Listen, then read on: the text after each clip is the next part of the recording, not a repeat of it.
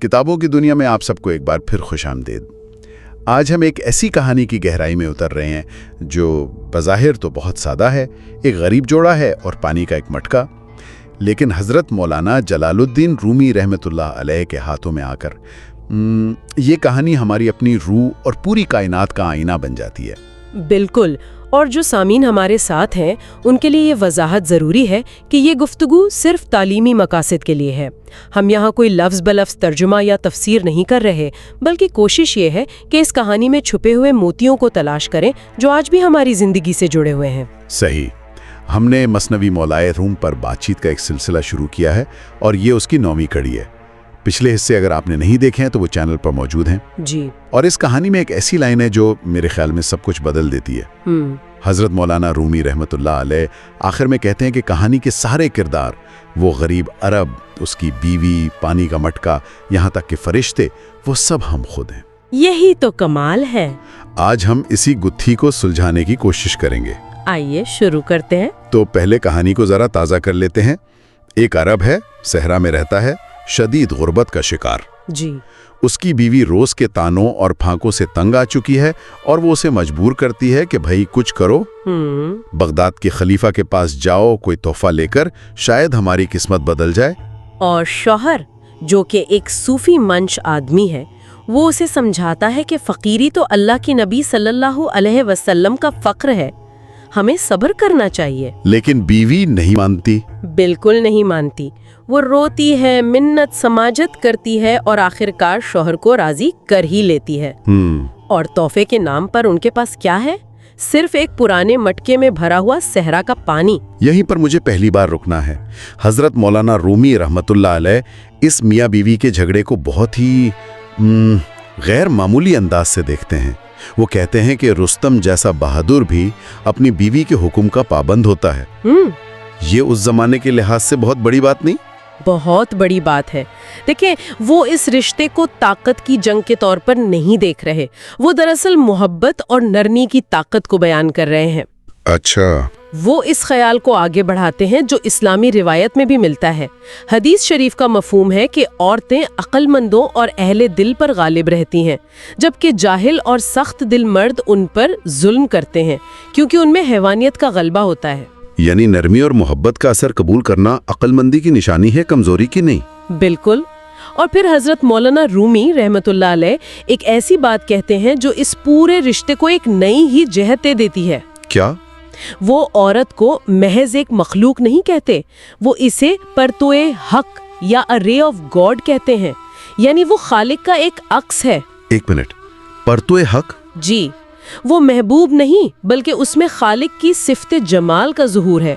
तो बीवी सिर्फ एक साथी नहीं बल्कि खुदा के नूर का एक अक्स है। ये तो पूरे ताल्लुक की बुनियादी बदल देता है। जी। ये कोई आम घरेलू झगड़ा नहीं रहा, ये तो कोई रूहानी मामला बन गया। यही हजरत मौलाना रूमी रहमतुल्लाह अलैह का कमाल है। वो आम सी चीजों में छुपे गैर मामूली माना को हमारे सामने ले आते हैं। ये रिश्ता अब सिर्फ समाजी नहीं रहा, ये रूहानी बन गया है। ठीक है, ये बहुत गहरी बात है, लेकिन फिर यहीं एक तजाद महसूस होता है। अच्छा, अगर औरत खुदा के नूर का अक्स है तो फिर आगे चलकर हजरत मौलाना रूमी रहमतुल्लाह अलैह उसी बीवी को नफ्स यानी हमारी हैवानी ख्वाहिशात की अलामत क्यों करार देते हैं? ये दोनों बातें एक साथ कैसे सच हो सकती हैं? बहुत शानदार सवाल। यही तो मसनवी की पेचीदगी और खूबसूरती है। देखिए, हजरत मौलाना रूमी रहमतुल्लाह अलैह हमें दिखाते हैं कि हर चीज के दो रुख होते हैं। अच्छा। जाहिरी तौर पर ये एक मर्द और औरत का रिश्ता है जिसमें औरत मोहब्बत और जमाल की अलामत है, लेकिन जब हम कहानी की बातनी या तमसीली गहराई में उतरते हैं तो यही किरदार हमारे अंदर की कुव्वतों की अलामत बन जाते हैं। अच्छा, तो ये दो अलग अलग सतहें हैं। जी। बातनी सतह पर शौहर हमारी अक्ल है, वो हिस्सा जो रूह, खुदा और हकीकत की तरफ माइल है। सही। और बीवी हमारा नफ्स से, वो हिस्सा जो दुनिया, आसाइश, इज्जत और फौरी लज्जत की तरफ भागता है। ओह। उनका झगड़ा दरअसल हर लम्हा हमारे अंदर होने वाली अकल और नफ्स की जंग है। तो गोया जब मैं खुद से बहस कर रहा होता हूँ कि सुबह जल्दी उठकर काम करूँ या 5 मिनट और सो लूँ, तो ये दरअसल मेरे अंदर का अरब और उसकी बीवी आपस में लड़ रहे होते हैं। बिल्कुल यही। آپ کا نفس کہتا ہے آرام کرو، مزے کرو، دنیا کی نعمتیں حاصل کرو، اور آپ کی عقل کہتی ہے نہیں، ایک بڑا مقصد ہے، ذمہ داری ہے، روحانی ترقی ہے۔ صحیح۔ اس کہانی میں نفس یعنی بیوی جیت جاتی ہے اور عقل کو دنیاوی سفر پر روانہ کر دیتی ہے۔ لیکن یہ عجیب نہیں کہ نفس کے جیتنے پر بھی نتیجہ اچھا نکلا؟ خلیفہ نے تو مٹکا سونے سے بھر دیا۔ کیا حضرت مولانا رومی رحمۃ اللہ علیہ یہ کہہ رہے ہیں کہ کبھی کبھی اپنی خواہشات کی پیروی کرنا بھی ٹھیک ہو سکتا ہے؟ یہ ایک بہت نازک نقطہ ہے۔ وہ یہ نہیں کہہ رہے کہ نفس کی پیروی کرو، بلکہ وہ یہ بتا رہے ہیں کہ اللہ کی رحمت اتنی وسیع ہے کہ بعض اوقات ایک ایسا عمل جو نفس کے غلبے میں شروع ہوا ہو، اگر اس میں کہیں خلوص کی ذرا سی بھی رمق باقی ہو تو وہ اسے بھی قبول کر لیتا ہے۔ اچھا۔ عرب کی نیت خالص تھی، وہ خلیفہ سے محبت کرتا تھا، بھلے ہی سفر کا محرک بیوی کا اصرار تھا، لیکن عمل میں خلوص شامل تھا۔ اچھا، تو نیت کی اہمیت عمل کے محرک پر بھی غالب آ سکتی ہے۔ ٹھیک ہے، اب اس تحفے کی بات کرتے ہیں، پانی کا ایک مٹکا۔ جی۔ خلیفہ کے لیے اس کی کیا حیثیت تھی، جس کے پاس دجلہ جیسا دریا بہتا ہو؟ یہ تو ایک مذاق سا لگتا ہے۔ یہی تو سارا نکتہ ہے۔ حضرت مولانا رومی رحمۃ اللہ علیہ یہاں سے ظاہر اور باطن کے موضوع پر آتے ہیں۔ وہ کہتے ہیں کہ ہمارے تمام اعمال، نماز، روزہ، خیرات، تحفے، یہ سب گواہ ہیں۔ گواہ؟ جی، یہ ہمارے دل میں چھپی محبت اور نیت پر گواہی دینے آتے ہیں۔ لیکن گواہ تو جھوٹا بھی ہو سکتا ہے نا؟ کوئی دکھاوے کے لیے بھی تو سب کچھ کر سکتا ہے۔ بالکل، اور اسی لیے وہ کہتے ہیں کہ گواہ دو طرح کے ہیں، ایک سچا، ایک جھوٹا۔ ایک منافق جو دکھاوے کے لیے لمبی لمبی نمازیں پڑھتا ہے، اس کا عمل ایک جھوٹا گواہ ہے۔ وہ سرکہ پی کر شرابی ہونے کی اداکاری کرنے والے جیسا ہے، باہر سے لگتا ہے کہ عشق میں مست ہے، اندر سے ریاکاری کی کھٹاس ہے۔ تو پھر سچے اور جھوٹے عمل میں فرق کون کرے گا؟ ہمیں کیسے پتا چلے گا؟ عام آنکھ سے نہیں۔ حضرت مولانا رومی رحمۃ اللہ علیہ فرماتے ہیں کہ یہ فرق صرف وہ دیکھ سکتا ہے جو اللہ کے نور سے دیکھتا ہے۔ اللہ کے نور سے؟ جی، یہ کوئی جسمانی روشنی نہیں ہے، یہ دل کی بصیرت ہے۔ جب انسان کا باطن پاک ہو جاتا ہے اور اس کا تعلق اللہ سے جڑ جاتا ہے تو اسے روح کی خوشبو آنے لگتی ہے۔ وہ صرف عمل کے خول کو نہیں، اس کے اندر کی نیت کو پہچان لیتا ہے۔ تو خلیفہ نے پانی کی قدر نہیں کی؟ نہیں، اس نے عرب کے خلوص اور محبت کی قدر کی تھی۔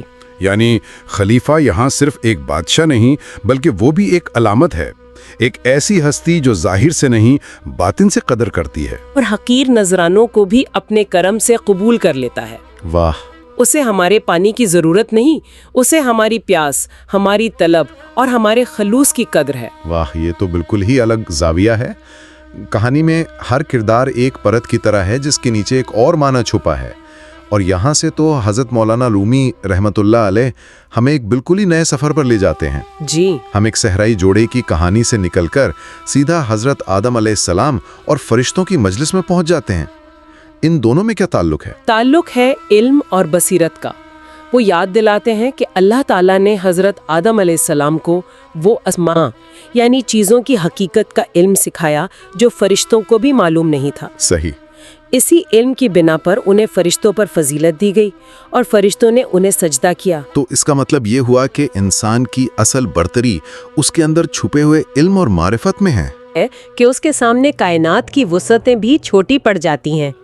حضرت مولانا رومی رحمۃ اللہ علیہ یہاں ایک حدیث قدسی کا حوالہ دیتے ہیں کہ اللہ تعالیٰ فرماتا ہے، میں زمین و آسمان میں نہیں سماتا لیکن اپنے مومن بندے کے دل میں سما جاتا ہوں۔ یہ تو ایک ناقابل یقین بات ہے، یعنی کائنات کی کہکشائیں، ستارے، سیارے، یہ سب مل کر بھی خدا کی معرفت کو اس طرح نہیں سما سکتے جس طرح ایک انسان کا دل سما سکتا ہے۔ بالکل، اور اسی نقطے پر وہ کہانی کے تمام بکھرے ہوئے ٹکڑوں، عرب، خلیفہ، فرعون، موسیٰ علیہ السلام، فرشتے، سب کو جوڑ دیتے ہیں۔ اچھا۔ وہ کہتے ہیں کہ یہ سب بظاہر الگ الگ نظر آتے ہیں لیکن حقیقت میں یہ ایک ہی تصویر کے مختلف رنگ ہیں۔ کائنات میں ہر چیز ایک دوسرے سے جڑی ہوئی ہے۔ اس ظاہری کثرت کے پیچھے ایک گہری وحدت چھپی ہوئی ہے۔ ہمیں صرف جزیات میں نہیں کھونا بلکہ اس کلی حقیقت کو پہچاننا ہے۔ تو ہم نے ایک جوڑے کے جھگڑے سے شروع کیا، عقل اور نفس کی جنگ کو سمجھا، ज़ाहिर और बातिन का फ़र्क देखा और अब पूरी कायनात की वहदत तक पहुँच गए। इस सब का निचोड़ क्या है? हज़रत मौलाना रूमी रहमतुल्लाह अलैह हमें आखिर में क्या सबक देना चाहते हैं?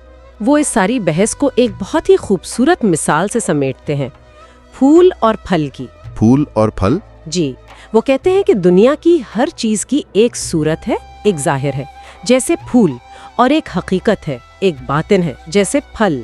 फूल तो बहुत खूबसूरत होता है लेकिन आर्जी होता है। जी, और फूल का मकसद अपनी खूबसूरती दिखाना नहीं बल्कि फल की खुशखबरी देना है। असल मकसद फल है। वो कहते हैं कि जब तक फूल झड़ता नहीं फल जाहिर नहीं होता, जब तक रोटी तोड़ी नहीं जाती वो ग़िज़ा नहीं बनती। सही। जब तक अंगूर निचोड़े नहीं जाते वो रस नहीं बनते। यानी सूरत को फना होना पड़ता है ताकि हकीकत जाहिर हो सके, नफ्स को मिटना पड़ता है ताकि रूह जी उठे। बिल्कुल यही असल जिंदगी सूरत से हकीकत की तरफ सफ़र का नाम है। हमारा जिस्म, हमारे रिश्ते, हमारी इबादत, ये सब सूरतें हैं, ये फूल हैं। इनका मकसद हमें उस बातिनी हकीकत यानी फल तक पहुंचाना है। अगर हम सिर्फ फूल की खूबसूरती में खोए रहे और फल तक ना पहुंचे तो सारा सफ़र बेकार गया। और ये हमें वापस उसी नुक्ते पर ले आता है जहां से हमने बात शुरू की थी, वो हैरत अंगेज जुमला, ये सब हम खुद हैं। आइए आखिर में इसको खोलते हैं क्योंकि ये वाकई जहन को झंझोड़ देता है। जी, हज़रत मौलाना रूमी रहमतुल्लाह अलैह कहते हैं कि ये कहानी किसी और की नहीं, ये आपकी और मेरी कहानी है। वो गरीब अरब जो हक की तलाश में है वो हमारी अक्ल है। वो बीवी जो दुनिया की तरफ खींचती है वो हमारा नफ्स है। वो खलीफा जो हमारी हकीर कोशिशों पर बेहिसाब नवाजता है वो अल्लाह की रहमत है। और वो पानी का मटका? वो हमारे अमाल हैं, हमारी टूटी फूटी नमाजें, हमारे आंसू, हमारी दुआएं जो बज़ाहिर हकीर हैं लेकिन अगर खलूस के साथ पेश किए जाएं तो कबूलियत का शरफ पाते हैं। वो सारा खेल हमारे अंदर ही चल रहा है।